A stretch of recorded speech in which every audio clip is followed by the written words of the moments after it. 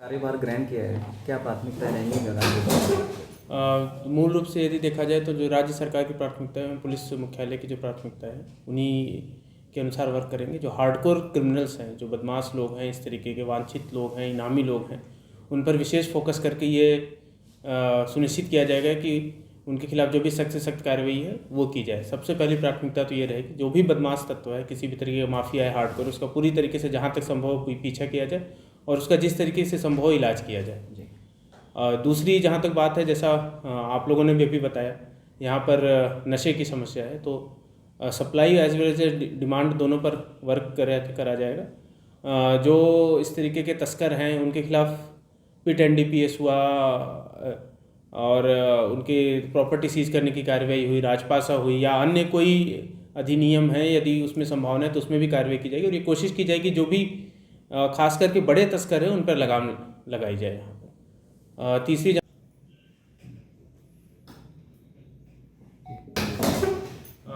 मूल रूप से यदि देखा जाए तो जो राज्य सरकार की प्राथमिकता है, पुलिस मुख्यालय की जो प्राथमिकता है उन्हीं के अनुसार वर्क करेंगे। जो हार्डकोर क्रिमिनल्स हैं, जो बदमाश लोग हैं, इस तरीके के वांछित लोग हैं, इनामी लोग हैं, उन पर विशेष फोकस करके ये सुनिश्चित किया जाएगा कि उनके खिलाफ जो भी सख्त से सख्त कार्रवाई है वो की जाए। सबसे पहली प्राथमिकता तो ये रहेगी जो भी बदमाश तत्व है, किसी भी तरीके का माफिया है हार्डकोर, उसका पूरी तरीके से जहाँ तक संभव हो पीछा किया जाए और उसका जिस तरीके से संभव हो इलाज किया जाए। दूसरी जहाँ तक बात है, जैसा आप लोगों ने भी अभी बताया, यहाँ पर नशे की समस्या है, तो supply as well as demand दोनों पर वर्क करा जाएगा। जो इस तरीके के तस्कर हैं उनके खिलाफ पिट NDPS हुआ और उनके प्रॉपर्टी सीज करने की कार्रवाई हुई, राजपासा हुई या अन्य कोई अधिनियम है यदि उसमें संभावना है तो उसमें भी कार्रवाई की जाएगी और ये कोशिश की जाएगी जो भी खास करके बड़े तस्कर हैं उन पर लगाम लगाई जाए। तीसरी जहाँ तक बात करें तो महिला अत्याचार से रिलेटेड जो भी मुकदमे दर्ज होते हैं, जो भी घटना होती है उसकी एनालिसिस की जाए, उसको कोशिश की जाए कि कम हो और यदि कोई घटना हो जाती है तो उसका टाइम बाउंड इन्वेस्टिगेशन करके जिसको यदि सजा दिलानी है तो उसका चालान किया जाए। जो भी कंक्लूजन है वो बिल्कुल टाइम बाउंड उस पर पहुंचे ताकि लोगों को ये भरोसा हो सके कि यदि कोई अपराध होता है तो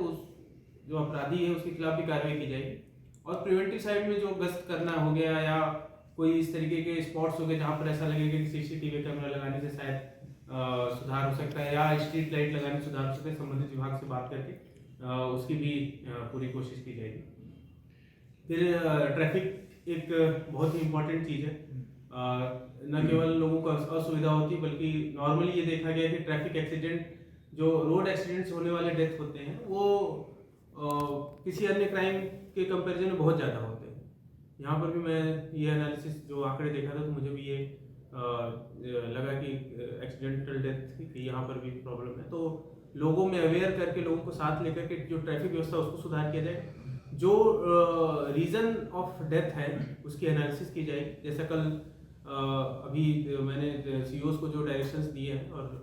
वो है कि अगर कहीं पर मौके पर एक डेथ भी होती है तो वहाँ पर एटलीस्ट डिप्टी SP रैंक का ऑफिसर जाएगा, वहाँ पे एनालिसिस करेगा क्या रीजन ऑफ डेथ है और उसका निराकरण के तरीके बताएगा। जैसे कई बार क्या होता है कि एक्सीडेंट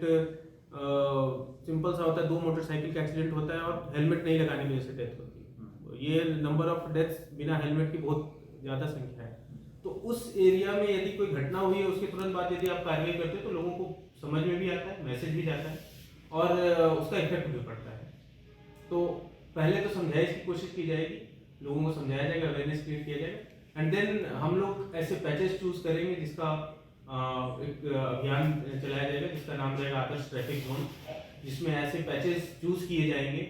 जहां पर रैंडम डे पर कोई रैंडम जगह सेलेक्ट की जाएगी शहर में और ये इंश्योर किया जाएगा वहां पर किसी भी तरीके का वायलेशन नहीं हो। उसका पर्पस ये रहेगा कि लोगों को पता नहीं रहे किस जगह पर कब पुलिस आकर के खड़ी हो जाएगी और हमारे खिलाफ कार्रवाई करेगी। ये सुनिश्चित किया जाएगा कि एटलीस्ट हर व्यक्ति को हेलमेट लगाना सिखाया जाए, समझा करके नहीं तो कार्रवाई करके। और जो बात करें जहाँ तक पब्लिक इंटरेक्शन की, जन सुनवाई की, उसमें माननीय मुख्यमंत्री जी का भी बहुत ज़्यादा फोकस रहता है। तो ये सुनिश्चित किया जाएगा कि हमारे सभी SHOs, COs, एडिशनल SPs और मैं खुद टाइम बाउंड जन सुनवाई करूँ। मैं उसके एनालिसिस करूँगा और ये एक टाइम दूंगा जिसमें हर SHO अपने थाने पर अनलेस एंटिल कोई लॉ एंड ऑर्डर या हीनियस क्राइम नहीं हो उस समय पर एसएचओ खुद हर परिवादी से मिलेगा आने वाले, और जो हमारे स्वागत कक्ष का सिस्टम है उसको जितना इम्प्रूव कर सकते उसको इम्प्रूव करेंगे। मुख्यतः जो पुलिस मुख्यालय के समय समय पर दिशा निर्देश आते रहते हैं उनकी पालना करके ये सुनिश्चित किया जाएगा कि इस शहर में जो कानून व्यवस्था की स्थिति है, क्राइम की स्थिति है, उसको नियंत्रण में रखते हुए उस पर ऐसा कार्य किया जाए कि लोगों को उसका फर्क महसूस हो। सर इन दिनों किसान उसको लेकर के जो भी डॉक्यूमेंट्स अवेलेबल थे, जो भी चीज़ें उसकी पूरी स्टडी मैंने की। अभी जो हमारा बॉर्डर है उसकी भी विजिट आज ही मैं करूँगा, वहाँ पर किस तरीके की व्यवस्था है। जो डिफरेंट पक्ष हैं, जो किसान पक्ष है, उनसे भी वार्ता करेंगे, और जो कानून व्यवस्था बनाने की जहाँ तक बात है उसको पूरी तरीके से बना के रखेंगे। जो भी इसमें डिफरेंट स्टेक होल्डर्स हैं उनसे लगातार वार्ता बना करके ये सुनिश्चित करेंगे कि कानून व्यवस्था बनी रहे। यदि कोई ऐसी बात हो या कोई ऐसी समस्या हो जो हमारे स्तर पर समाधान की जा सके तो उसका भी निराकरण करने की कोशिश करेंगे, और ये इंश्योर करेंगे कि इस